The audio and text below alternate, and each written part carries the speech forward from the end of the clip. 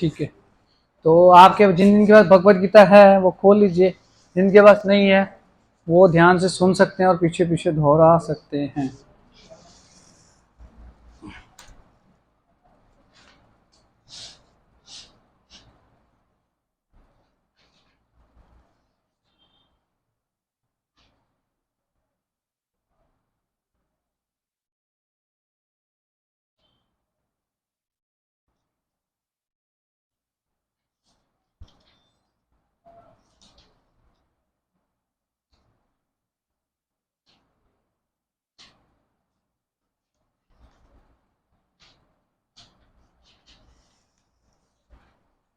कांक्षा कांक्षता कर्मणा सिद्धिम, बोलिए। यजंता इह देवता क्षिप्रम हि मानुषे लोके सिद्धिर्भवति कर्मजा। कांक्षता कर्मणा सिद्धिम यजंता इह देवता क्षिप्रम हि मानुषे लोके सिद्धिर्भवति कर्मजा। कांक्षता कर्मणा सिद्धिं यजंता इह देवताः क्षिप्रम हि मानुषे लोके सिद्धिर्भवति कर्मजा। कोई एक माता जी दोहराना चाहेंगे, आप दोहरा सकते हैं। चलो थोड़ा जल्दी।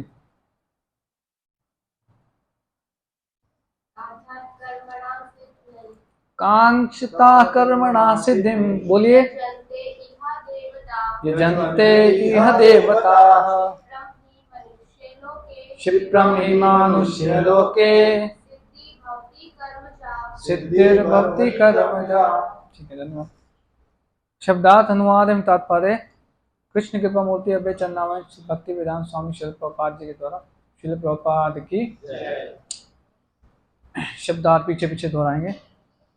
कांक्षता चाहते हुए, कर्मणाम सकाम कर्मों की, सिद्धिम सिद्धि, यजन्ते यज्ञों द्वारा पूजा करते हैं। यह इस भौतिक जगत में देवता देवतागण क्षिप्रम तुरंत ही निश्चय ही मानुषे मानव समाज में लोके इस संसार में सिद्धि या सफलता भवती होती है कर्मजा सकाम कर्मों से। अनुवाद एवं तात्पर्य ध्यान पूर्वक श्रवण कीजिए।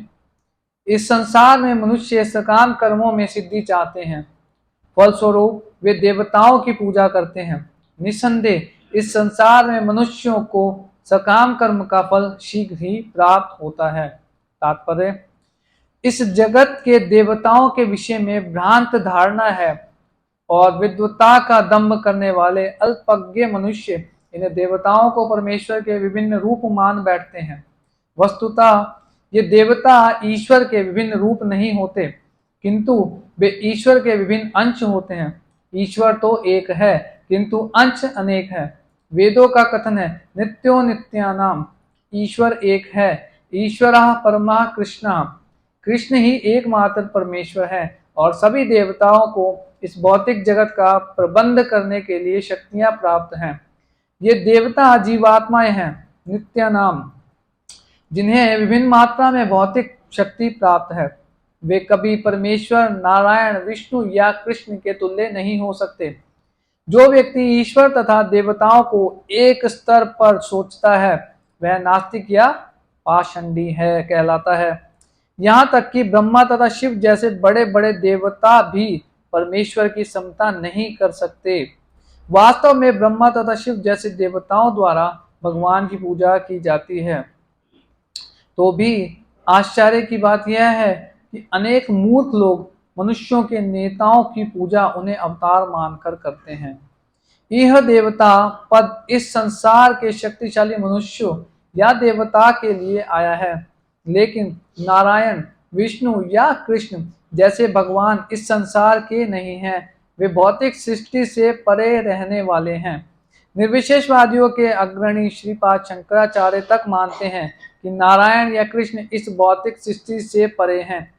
फिर भी मूर्ख लोग हित ज्ञाना देवताओं की पूजा करते हैं, क्योंकि वे तत्काल फल चाहते हैं। उन्हें फल मिलता भी है, किंतु वे यह नहीं जानते कि ऐसे फल क्षणिक होते हैं और अल्पज्ञ मनुष्यों के लिए बुद्धिमान व्यक्ति अल्पज्ञ मनुष्यों के लिए है। बुद्धिमान व्यक्ति कृष्ण भावना अमृत में स्थिर रहता है। उसे किसी तत्काल क्षणिक लाभ के लिए किसी तुच्छ देवता की पूजा करने की आवश्यकता नहीं रहती। इस संसार के देवता तथा उनके पूजक इस संसार के संहार के साथ ही विनष्ट हो जाएंगे। देवताओं के वरदान भी भौतिक तथा क्षणिक होते हैं।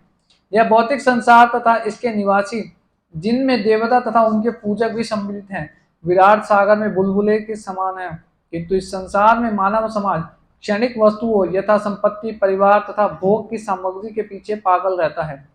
ऐसी क्षणिक वस्तुओं को प्राप्त करने के लिए लोग देवताओं की या मानव समाज के शक्तिशाली व्यक्तियों की पूजा करते हैं। यदि कोई व्यक्ति किसी राजनीतिक नेता की पूजा करके सरकार में मंत्री पद प्राप्त कर लेता है, तो वह सोचता है कि उसने महान वरदान प्राप्त कर लिया है। इसलिए सभी व्यक्ति तथाकथित नेताओं को साष्टांग प्रणाम करते हैं, जिससे वे क्षणिक वरदान प्राप्त कर सकें, और सचमुच उन्हें ऐसी वस्तुएं मिल भी जाती हैं। ऐसे मूर्ख व्यक्ति इस संसार के कष्टों के स्थायी निवारण के लिए कृष्ण भावनामृत में अभिरुचि नहीं दिखाते। वे सभी इंद्रिय भोग के पीछे दीवाने रहते हैं और थोड़े से इंद्रिय सुख के लिए वे शक्ति प्रदत्त जीवों की पूजा करते हैं, जिन्हें देवता कहते हैं। यह श्लोक इंगित करता है कि विरले लोग ही कृष्ण भावनामृत में रुचि लेते हैं। अधिकांश लोग भौतिक भोग में रुचि लेते हैं। फलस्वरूप वे किसी न किसी शक्तिशाली व्यक्ति की पूजा करते हैं। ओम अज्ञानतिमिरान्धस्य ज्ञानाञ्जनशलाकया चक्षुरुन्मिलितं येन तस्मै श्रीगुरुवे नमः। श्रीचैतन्यमनोभीष्टं स्थापितं येन भूतले स्वयं रूपा कदा मह्यं ददाति स्वपदान्तिकम्। वन्देऽहं श्रीगुरुं श्रीयुतापदकमलं श्रीगुरुं वैष्णवांश्च श्रीरूपं साग्रजातं सहगणरघुनाथान्वितं तं सजीवं साद्वैतं सावधूतं परिजनसहितं कृष्णचैतन्यदेवं श्रीराधा कृष्ण पादां सहगणललिता श्रीशाखान्वितांश्च। हे कृष्ण करुणा सिंधु दीनबंधु जगत्पते गोपेश गोपिका कांत राधा कांत नमोस्तुते। तप्त कांचन गौरांगी राधे वृंदावनेश्वरी वृषभानुसुते देवी प्रणमामि हरिप्रिये। वाञ्छाकल्पतरुभ्यश्च कृपा सिन्धुभ्यैव च पतितानां पावनेभ्यो वैष्णवेभ्यो नमो नमः। जय श्री कृष्ण चैतन्य प्रभु नित्यानंद श्री अद्वैत गदाधर शिवासादि गौरभक्तवृंद। हरे कृष्णा कृष्णा कृष्णा हरे हरे, हरे राम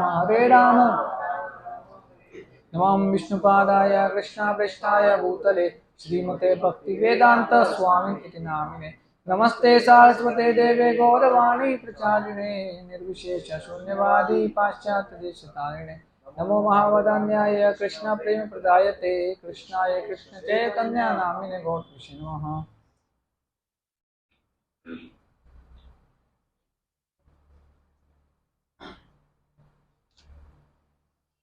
हरे कृष्णा, पुनः आपका स्वागत है।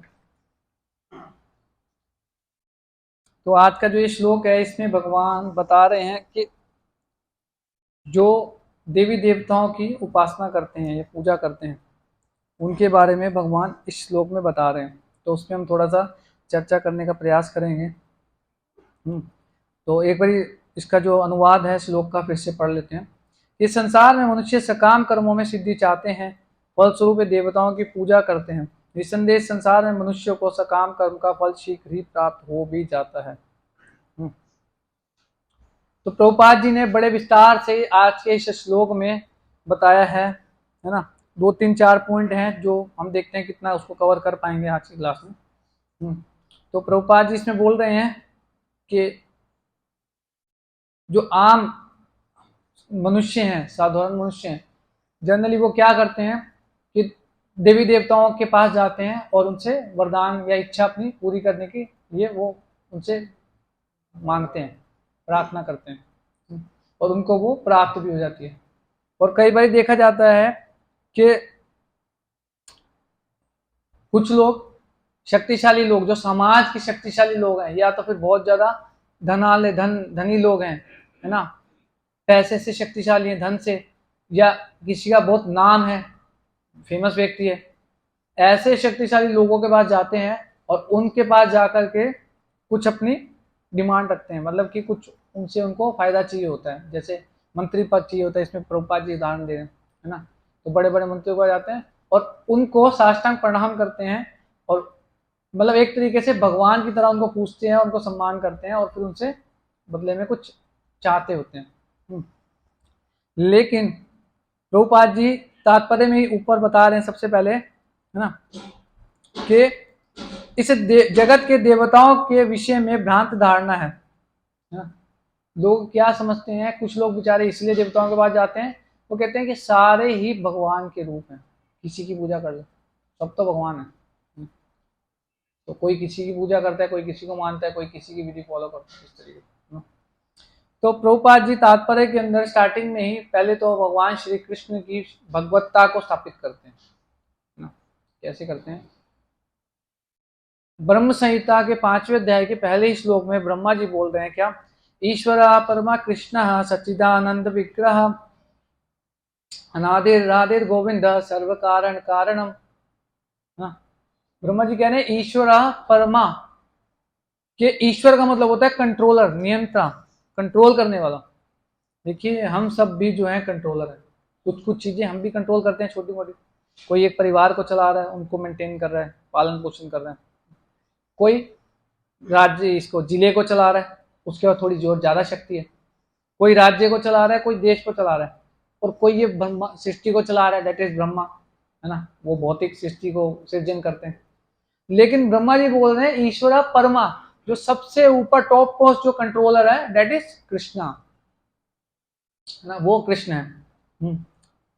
तो और बाकी जितने भी देवी देवता हैं, वो सारे क्या हैं, भगवान के विभिन्न अंश हैं, रूप नहीं है। दोनों में भेद है, समझना पड़ेगा, दोनों में भेद है।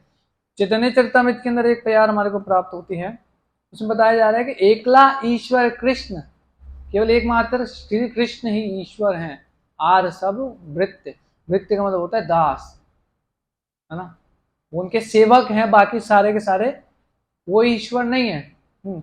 इसी प्रकार से पद्म पुराण के अंदर, पद्म पुराण के ब्रह्मखंड के अंदर 10 प्रकार के नाम अपराध हमें मिलते हैं। उन नाम अपराधों में दूसरा नाम अपराध है ये कि शिव ब्रह्मा आदि देवताओं के नामों को भगवान के समान अथवा उनसे स्वतंत्र समझना, है ना। यदि उनसे हम अलग समझ रहे हैं या उनके बराबर भी समझ रहे हैं तो वो भी एक अपराध है ना। तो वो हो नहीं सकता क्योंकि भगवान के समान नहीं है। इवन आगे चल के फिर प्रभुपाद जी तात्पर्य के अंदर ये भी बता रहे हैं कि वास्तव में ब्रह्मा तथा शिव जैसे देवताओं द्वारा भगवान की पूजा की जाती है। भगवान की पूजा करते हैं वो, कैसे कैसे माने, कैसे माने, हम कैसे माने, हम क्यों माने, भगवान की पूजा करते हैं, प्रमाण चाहिए। तो ब्रह्म संहिता अपने आप में प्रमाण है। ब्रह्मा जी ने 60-70 श्लोक बोले हैं, पूरी ब्रह्म संहिता बोली है, लेकिन उसके अंदर जो है 5वां अध्याय हमारे को प्राप्त है, तो उसके अंदर काफी श्लोक, और हर एक श्लोक के अंदर भगवान श्री कृष्ण का गुणगान है। भगवान श्री कृष्ण का, उनके लोक का, निवास स्थान का, गोलोक वृंदावन, वहां के निवासी कैसे हैं, है ना, कैसे वो भगवान की सेवा में रहते हैं। जैसे एक श्लोक है बहुत सुंदर, चिंतामणि प्रकर सत्म सुकल्प वृक्ष लक्षावृतेषु सुरभिरभिपालयन्तम् लक्ष्मी सहस्र शत संभ्रम सेव्यमानम गोविंदमादि पुरुषम तम हम भजामि। क्या बोल रहे हैं इसमें, चिंतामणि प्रकर सत्मसु कल्प वृक्षम, कि भगवान का जो वो धाम है, दिव्य धाम, वैकुंठ लोक या फिर गोलोक वृंदावन कैसा है, चिंतामणि। चिंतामणि मतलब कि टच स्टोन, कि जिसको कहीं पे भी स्पर्श करोगे सोना बन जाएगा, और उससे कुछ इच्छा करेंगे तो वो हमारे को प्राप्त हो जाएगा। ऐसे पत्थरों से जो है, ऐसे रत्नों से पूरा का पूरा भगवान का धाम बना हुआ है चिंतामणि। और वहां पे जो वृक्ष हैं वो कैसे हैं, ब्रह्मा जी वहां का डिस्क्रिप्शन दे रहे हैं हमारे को। वहां के वृक्ष है कल्प वृक्ष, यानी कि डिजायर ट्री, इच्छा पूरी करने वाले। तो वहां पर ऐसे पेड़ हैं, ये नहीं है कि मौसम आएगा आम का पेड़ है तो आम का, जब मौसम आएगा पेड़ में फल लगेंगे तब हमें मिलेगा। वहां पे कभी भी जाइए किसी भी पेड़ के पास, उससे जो चाहिए आप ले लीजिए, दूध चाहिए, फल चाहिए, आपको धन चाहिए, जो भी चाहिए वो आप डिमांड कीजिए, वो आपको पेड़ प्रोवाइड करा देंगे तुरंत इमीडिएटली, है ना। कल्प वृक्ष लक्षावृतेषु सुरभीर अभिपालयन्तम।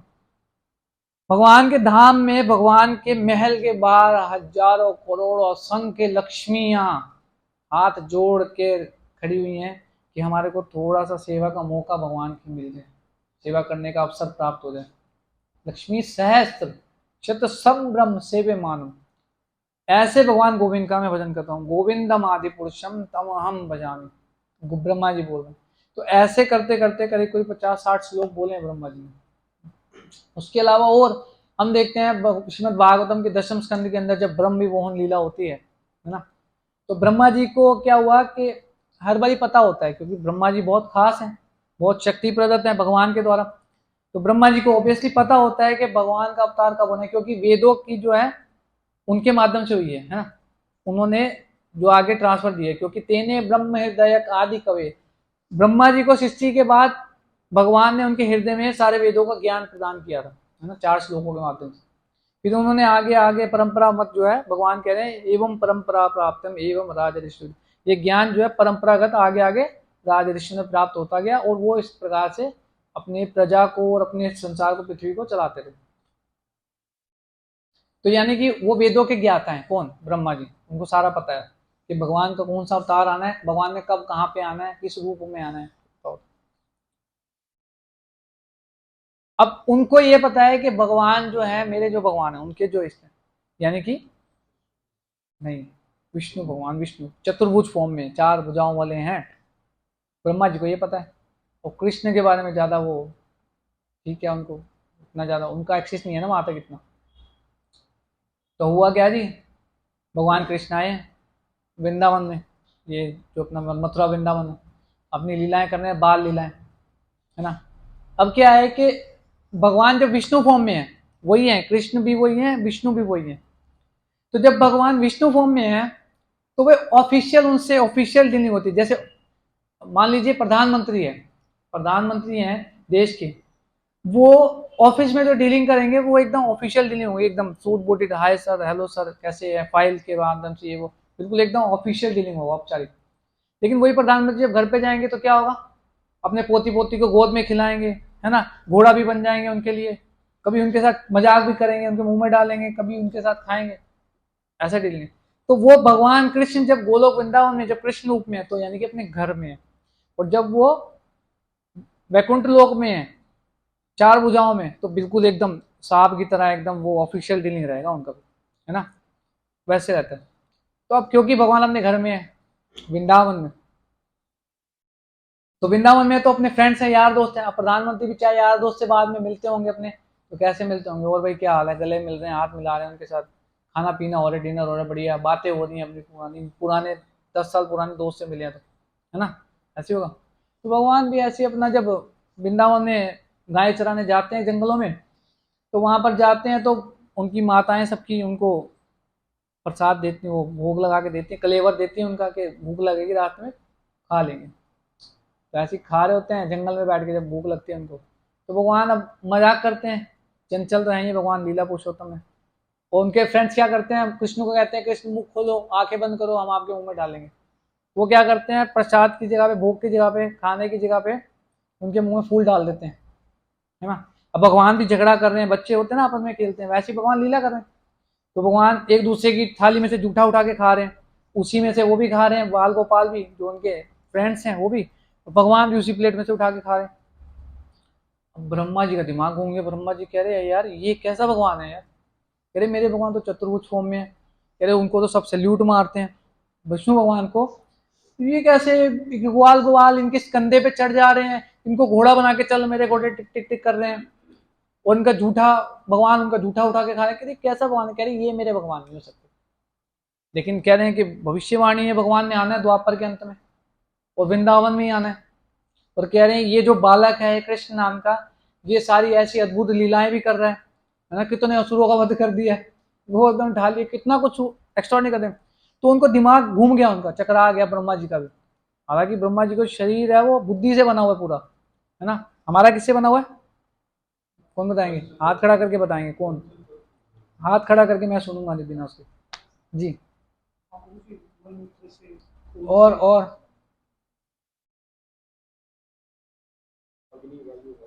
और सही आंसर सुनना मेरे को, सही सही बताइए, किससे बना हमारा शरीर? इससे आगे भी बढ़ जाओ थोड़ा सा। नहीं पता?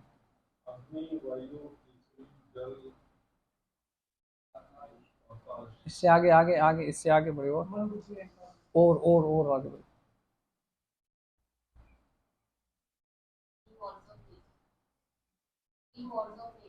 अच्छा, और नहीं पता? चलो तो टाइम कम है हमारे पास, वो 41 हो गए। तो हमारा शरीर जो बना हुआ है अज्ञानता से बना हुआ है, इग्नोरेंस, पूरा अज्ञानता में हम, वो एकदम घोर अज्ञानता में। ब्रह्मा जी का किससे बना है? इंटेलिजेंस है, बुद्धि से बना हुआ उनका शरीर। हमारे पास थोड़ी सी बुद्धि है, वो भी चलती नहीं हमारी, ऐसे है ना। तो ब्रह्मा जी का दिमाग घूम गया, भाई कैसे 4 सरों से वो मती लगा रहे हैं, क्या करें, ये कैसा बालक, ये भगवान है कि नहीं भगवान।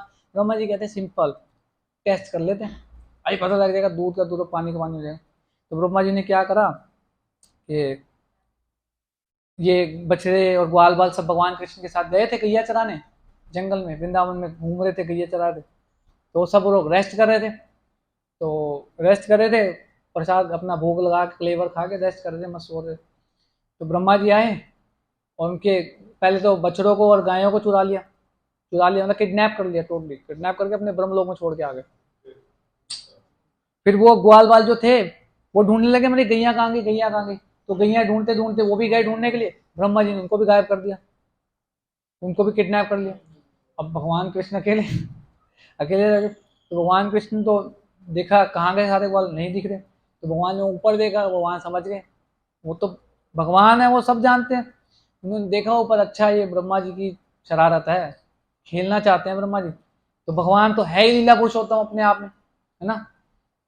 भगवान कहते ठीक है, फिर खेलना चाहते हैं तो हम भी खेलेंगे, फिर मजा आएगा, बराबर का टक्कर होगा अब ऐसे। तो अपने अपने फोन साइलेंट कर सकते हैं, आपसे रिक्वेस्ट है। तो फिर हुआ क्या, तो ब्रह्मा जी ऊपर गए छोड़ने के लिए, ब्रह्म लोग यानी सब अपने लोक में छोड़ने के लिए गए, छोड़ने के लिए गए हैं। तो इतने में क्या हुआ कि अब वापस जाना है भगवान कृष्ण को, तो वापस भी जाना है, अंधेरा हो गया, जंगल से वापस जाना है। उनकी जो माताएं हैं सब चिंता करेंगी, है ना। तो करते करते क्या हुआ, फिर वो भगवान कृष्ण ने क्या किया, अपना विस्तार कर लिया। जितने ग्वाल बाल थे, उनके फ्रेंड्स थे, जितनी गैया थी, जितने बच्चे थे, as it is same size, same रूप, सेम आवाज, सेम कपड़े, सब कुछ वैसे में अपना एक्सपेंशन कर लिया और उनको लेके चल दिए। यानी कि वो सारे कृष्ण हैं, जितने भी ग्वाल बाल हुए, और चले गए अपना कहाँ पे, वापिस घर, सब लोग रह रहे हैं। अब जो ब्रह्मा जी ऊपर छोड़ने गए हैं किनको, बछड़ों को और ग्वाल बालों को, है ना। ऊपर से जब वो छोड़ करके उनको 1 सेकंड लगा, बस 1 सेकंड से भी कम लगा ब्रह्मा जी को। लेकिन पृथ्वी के हिसाब से वो 1 साल बीत गया था यहाँ पे, क्योंकि वहां के टाइम पीरियड में यहाँ के पृथ्वी लोग के टाइम में अंतर होता है ना। वो अलग विषय है, उसमें नहीं जाएंगे। लेकिन वहां पे 1 साल बीत गया धरती पे, और ब्रह्म जितनी देर में ब्रह्मा जी आए वो, लेकिन वो एक मूवमेंट में, एक क्षण में आ गए, पलक झपकते ही वो नीचे आ गए। उतनी देर में 1 साल बीत गया था यहाँ पे। अब 1 साल तक भगवान वो लीला करते रहे अपने बच्चों की और ग्वाल वालों की, भगवान ने अपना विस्तार कर दिया। अब जब ब्रह्मा जी नीचे आए हैं वापिस, तो देखा, देखता हूँ क्या करता है ये बालक, कृष्ण नाम का जो बालक है, अब ऐसी सिचुएशन में क्या करेगा।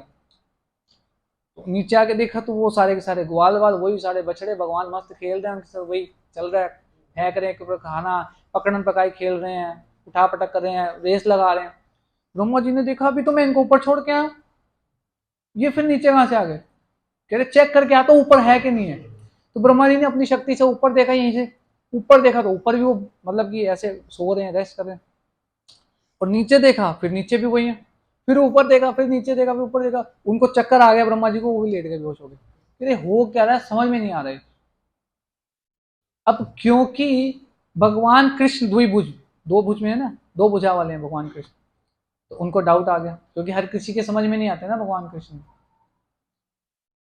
तो भगवान कृष्ण को ना ब्रह्मा जी पे तरस आ गया, दया आ गई कि है तो हमारा ही ना बालक, और अच्छी पोस्ट पे भी है, समाज को शक्ति दे रखी है, संभालने के लिए पूरा मैनेजमेंट संभाला हुआ है सृष्टि का।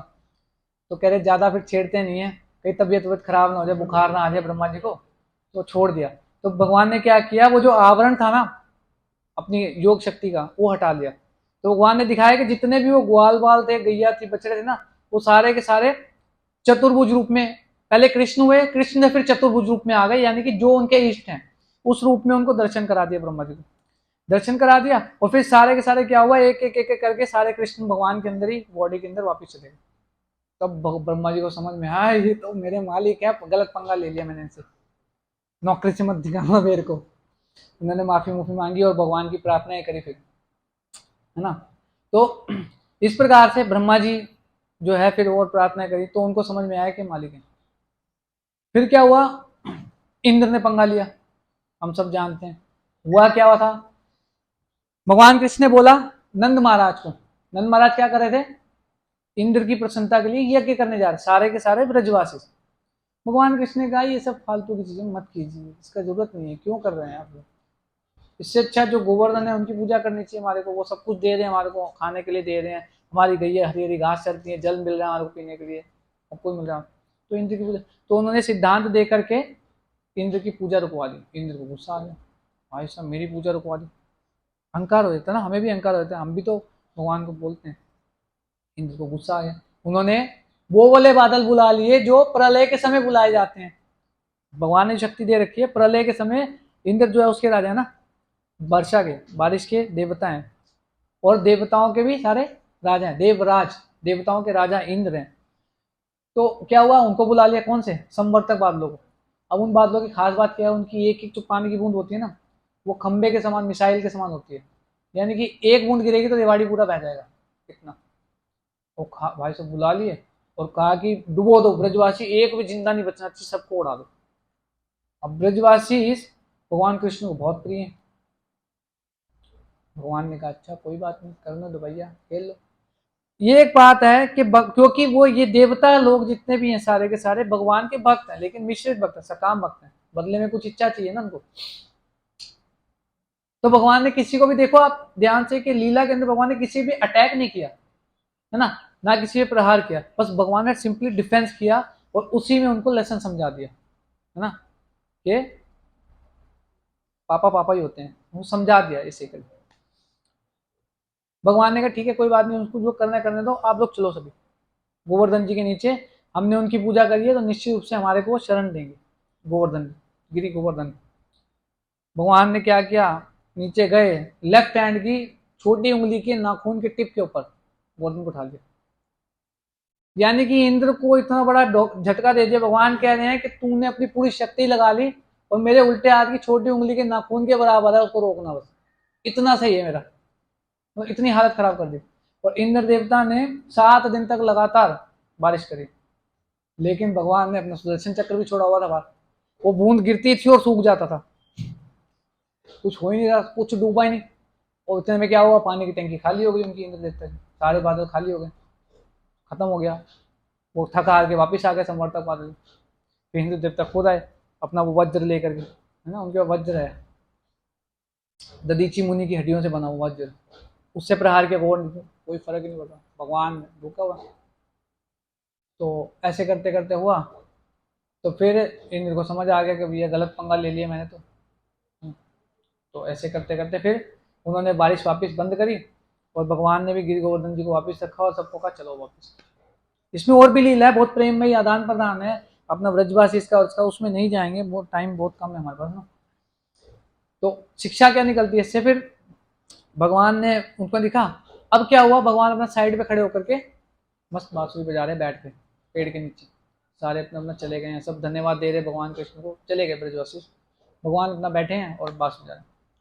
अब इंद्र देवता को माफी मांगनी है, उन्होंने पता है ये तो मेरे पिताजी हैं, मैंने इनसे पंगा ले लिया है, और शक्तियां इन्होंने मेरे को दे रखी हैं सारी, मैं कैसे जाऊं माफी मांगने भी, मेरी नौकरी चली जाएगी, है ना। वो डर रहे हैं, सभी देवताओं के पास जा रहे हैं, सब कर रहे हैं, क्या करें क्या करें क्या करें, समझ नहीं आ रहा। सबने मना कर दिया। ब्रह्मा जी के पास गए, आप तो परम पिता हैं, सभी देवताओं के पिता हैं हमारे, आप ही रिक्वेस्ट करते हैं हर बार गर्भोदक विष्णु के पास जाकर के, तो आप प्लीज चलिए थोड़ा रिक्वेस्ट करिए। ब्रह्मा जी कह रहे मैंने पहले पंगा लिया था, मैं मरते मरते बचा हूँ, मैं नहीं जा रहा भैया तेरे साथ, अब तू अपने अपनी पट, मैं नहीं जा रहा। ब्रह्मा जी मना कर दिया। तो फिर उनको क्या हुआ, उन्होंने फिर स्वर्ग में, और शायद किन से पता किया, तो वो स्वर्ग जा करके वहां से वैकुंठ से शायद सुरभि माता को लेके गैया, तो भगवान को बहुत प्रिय है गाय, है ना, गो ब्राह्मण हिताय च, भगवान गैया के और ब्राह्मण के रक्षक भी हैं, और उनको दोनों प्रिय भी हैं बहुत, गो ब्राह्मण हिताय च। तो सुरभि माता को लेके आए और आगे आगे रखा सुरभि माता को, गैया को, सुरभि गाय को, है ना, उनको आगे रखा कि आप प्लीज मेरी एप्लीकेशन लगा दीजिए, माफी की एप्लीकेशन है, आप बोलेंगे तो शायद वो माफ कर देंगे, गुस्सा नहीं करेंगे, और पीछे पीछे छुप के आए खुद। तब फिर भगवान को उन्होंने स्तुतियां करी, और सुरभि माता ने बोला माफ कर दो, अपना ही बच्चा है, बालक, कोई बात नहीं। भगवान ने कहा ठीक है जाओ। फिर उन्होंने अभिषेक किया भगवान का सुरभि माता के दूध से, और उस अभिषेक से जो है वो गोविंद कुंड बना, जो हम जाते हैं ना गोवर्धन परिक्रमा में, गोविंद कुंड आता है सबसे पहले, आधे घंटे की परिक्रमा, आधे घंटे के बाद चलने की, गोविंद कुंड, तो वो अभिषेक उस जल से बना था जिससे इंद्र देवता ने भगवान का अभिषेक किया था। तो इस प्रकार से इंद्र देवता ने भी स्तुतियां करी भगवान की, उनको भी समझ आ गया कि यही भगवान। ऐसे शिव जी का भी आता है, बहुत सारे पास टाइम उन्होंने बहुत स्तुति करी है शॉर्ट में, सारे सारे देवी देवता बोल रहे हैं। और फिर भगवान कृष्ण से पूछा कि आपका क्या ख्याल है, सब देवता आपकी इतनी तारीफ करें, ऐसे बोल रहे हैं आप ही मालिक, आप ही मालिक। भगवान कहते हैं अहम सर्वस्व प्रभु मत्ता सर्वम प्रवर्तते, मैं ही हूँ, वो सब लोग ठीक कह रहे हैं। 10वां अध्याय 8 नंबर श्लोक भगवत गीता, भगवान कह रहे मैं ही हूँ। तो इसलिए सीधा सीधा मेरे पास आ जाओ, इधर उधर धक्के खाने के बजाय अपना टाइम बचा लो, सीधा आ जाओ। तो यही चीज इधर जो है हमने देखा कि यही चीज की स्थापना कर रहे हैं कि, और भगवान फिर भगवत गीता में आगे के श्लोकों में भी आप देखेंगे भगवान बता रहे हैं कि कामस्तस्थित ज्ञाना प्रपदन्ते अन्य देवता, जिनकी बुद्धि भौतिक इच्छाओं के द्वारा मारी जाती है, जिनको भोग चाहिए भौतिक भोग, वो देवी देवताओं की शरण में जाते हैं और उनसे भीख मांगते हैं। अब इसमें दिक्कत क्या है, तो कोई पूछ सकता है क्या हो गया भाई, देवी देवताओं के पास जा रहे हैं तो क्या हो गया, हमारी इच्छा तो पूरी हो रही है वहां पे, तो दिक्कत क्या है, क्यों इसमें गलत क्यों बता रहे भगवान को। भगवान देवी देवताओं को गलत नहीं बता रहे, यहाँ पे ध्यान देने वाली बात है, देवी देवताओं को गलत नहीं बता रहे। देवी देवताओं के पास जो अपनी भौतिक इच्छाओं को लेकर के जा रहे हैं, उन लोगों को भगवान गलत बोल रहे हैं। गलत नहीं बोल रहे, मूर्ख व्यक्ति बोल रहे हैं, मूर्ख है एक नंबर का। क्यों बोल रहे हैं मूर्ख, हाँ, इसी पर्पट में बता रहे हैं प्रभुपाद जी के, आपको अगर भोग मिल भी रहा है ना, देवी देवता दे भी रहे हैं, तो पहली बात तो देवी देवता स्वतंत्र नहीं है, वो भगवान के अधीन है, भगवान की परमिशन के बिना वो कुछ दे नहीं सकते आपको, भगवान से पूछना पड़ेगा। भगवान कह रहे हैं उपदिष्टा अनुमंता चा भर्ता भोक्ता महेश्वरम, मैं ही सैंक्शन करूंगा तब देवी देवता आपको दे सकते हैं, पहली चीज। दूसरा, उन्होंने आपको दे भी दिया ना, अगर दे भी दिया तो वो टेम्परेरी है, थोड़ी देर के लिए है ना। और उनका वरदान भी कब तक रहेगा, मैक्सिमम मैक्सिमम कब तक रहेगा, आपको कोई शक्ति मिल गई, सिद्धि मिली, कब तक रहेगा, जब तक ये शरीर है तब तक रहेगा। इसके बाद व्हाट नेक्स्ट, अगला शरीर आएगा वो सिद्धि खत्म। जैसे मान लीजिए कोई इस जन्म में डॉक्टर बन गया पढ़ लिख के, वकील बन गया, बहुत बड़ा सी चार्टर्ड अकाउंटेंट बन गया, या प्रधानमंत्री बन गया, कुछ भी बन गया, जब तक वो शरीर है तब तक उसके पास वो डिग्री है। अगला जन्म होगा, अगले जन्म में वो कुत्ता बन गया तो डॉक्टर थोड़ी बन के पैदा होगा वो, या मनुष्य भी बन गया शरीर में तो उसका डॉक्टर की डिग्री थोड़ी होगी, दोबारा से उसको पढ़ाई करनी पड़ेगी, उतना अपना जीवन देना पड़ेगा, हार्ड वर्क करना पड़ेगा, तब जाके वो डॉक्टर बनेगा। लेकिन अगर भगवान कह रहे हैं किसी ने थोड़ी सी भी जन्म में भक्ति कर ली, अगले जन्म में उसकी भक्ति अगर इस परसेंट, जैसे फॉर एग्जाम्पल 10% करी है ना, अगले जन्म में उसकी 11% से भक्ति शुरू हो जाएगी, बेनिफिट है।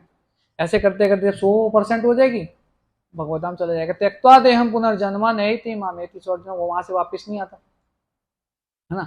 और चलो ठीक है, ऐसे जन्म में आपको सुख मिल भी गया, है ना। पहले तो भगवान बोल रहे हैं 8 चैप्टर में कि दुखालम शाश्वतम संसिद्धिम परमाम गता, कि ये संसार जो है दुखों का घर है। जहां पे पुस्तकें मिलती है उसको पुस्तकालय बोलते हैं, जहां पे भोजन मिलता है उसको भोजनालय बोलते हैं, और जहां पे सुख मिलता है उसको दुखालय बोलते हैं। ठीक कह रहा हूं? क्या हुआ? ठीक कह रहा हूँ, गलत कह रहा हूँ? बोलिए, कुछ तो बोलिए, पता लगे आप लोग यहीं पे हैं, बाहर नहीं गए। सही कह रहे हैं? माता जी के लिए ताली बजाइए कोई सारे। बजा दो भाई, इतनी कंजूसी क्यों कर रहे हैं आप लोग? माता जी, पता लगा आपकी ताली क्यों बजी है? तो जहां पर सुख मिलता है उसको दुखालय नहीं बोलते। दुखालय में दुख मिलेगा हमें, लेकिन फिर भी हम इतने जिद्दी हैं, हम कह रहे हैं कि नहीं भगवान, आपकी स्टेटमेंट गलत है, ये श्लोक आपने गलत बोल दिया भगवत गीता में। इस संसार में सुख है और मैं खोद के निकालूंगा, मैं ढूंढ के रहूंगा, कहीं ना किसी कोने में दबा पड़ा होगा, थोड़ा बहुत सुख तो मिलेगा, मैं ढूंढ के दिखा दूंगा और ये प्रूव कर दूंगा कि ये श्लोक गलत बोला। हम इतने जिद्दी हैं, हम लगे हुए हैं और कई जन्मों से लगे हुए हैं, ढूंढ के रहूंगा मैं सुख, कैसे नहीं है, कैसे नहीं है, मैं दिखा दूंगा ढूंढ। भगवान कहते हैं मूर्ख व्यक्ति, बालक, बेटा, अगर सुख है भी, चल तूने ढूंढ भी लिया, मान ले वैसे तो नहीं है सुख, अगर तूने ढूंढ भी लिया ना, तो भी भगवान कह रहे हैं अशाश्वतम, टेम्परेरी है, थोड़ी सी देर के लिए है ही नहीं। पहली बात तो अगर जिद कर रहा है तू, तेरे को लग रहा है किसी चीज में सुख है, तो टेम्परेरी, थोड़ी देर के लिए, क्षणिक है, बहुत देर के, पलक झपकने के समान। तो इसलिए उस व्यक्ति को समझदार बोला गया। प्रभुपाद जी फिर तात्पर्य में बोल रहे हैं, लास्ट में हम खत्म करेंगे, उस टाइम हो रहा है, कि जो समय रहते सीधा का सीधा भगवान कृष्ण की भक्ति में शरण में आ जाता है ना, और अच्छे से उनकी सेवा भाव करता है। और भक्ति करने का सरल तरीका क्या है? देखिए, सबसे बढ़िया है अपनी जीव को भगवान की सेवा में लगा देना। ये जीव के से हम क्या कार्य करते हैं, क्या सेवा लेते हैं जीव से? दो चीजें करते हैं, एक तो बोलते हैं, है ना, और बोलते हैं तो हमारे मुंह से केवल निंदा ही निकलती है दूसरों के लिए, तारीफ तो करते नहीं हम किसी की। I am the great, I am the best, ये सारे में से नीचे हैं, मैं श्रेष्ठ इनसे, है ना। दूसरा, बढ़िया बढ़िया भोजन, मूर्थल में पराठे खाने जाते हैं, कनॉट प्लेस में राजमा चावल खाने जाते हैं, ऐसा होता है ना, तो ऐसा होता है। तो जीव को स्वाद के लिए जुमने कितना श्लोक आता है, शिष्णु प्राण श्री कृष्ण नहीं पर, हाँ, जीवेर लालसा इति उति धाय, जीवेर लालसा, ये जीव के स्वाद के लिए जीव कभी इधर भटक रहा है, कभी उधर भटक रहा है, इधर धक्के खा रहा है, कहाँ कहाँ पे जा रहा है। देखो, थोड़ा सा टेस्ट लेने के लिए 5 स्टार होटल में कितना किलोमीटर दूर इतना पैसा खर्च करके जाते हैं, फिर वहां पे जाके फिर पैसा और खर्च करते हैं, होता नहीं होता ऐसे, है ना। थोड़ी सी देर के लिए स्वाद के लिए, उतनी देर का स्वाद है जितनी साइज है इसका जीव का, जितनी देर उसके ऊपर रहेगा उतनी देर स्वाद आएगा। यहाँ तक आ जाता है तो टेस्ट आता है कोई हमारे को चीज का? नहीं आता, खत्म हो जाता है। उतनी सी स्वाद के लिए जिबेर लालसा इत्युतिदाय शिष्णु उदर प्राण कृष्ण नहीं पाए। जो पेट के और जनेन्द्रियों के जो वश में रहता है ना, उसको कृष्ण की प्राप्ति नहीं हो सकती, है ना। जो तपस्या शुरू होती है जीव से। तो दो काम अगर हम जीवन में कर लेंगे, एक तो भगवान का नाम जब करें अपने मुख से, हरे कृष्णा कृष्णा कृष्णा हरे हरे, हरे राम राम राम हरे हरे। पहला, भगवान के नाम का जप करें, और दूसरा, भगवान को अर्पित भोग लगा करके भगवान को फिर प्रसाद के रूप में स्वीकार करें, जो भी हमें पाना है ना। इस प्रकार से करेंगे तो हम, भगवान कह रहे हैं चौथे अध्याय में, नहीं तीसरे अध्याय में, कि हम सारे के सारे पापों से मुक्त हो जाएंगे। और जब पापों से मुक्त हो जाएंगे तो हमारे जीवन में से सारे दुख भी, संकट भी खत्म हो जाएंगे।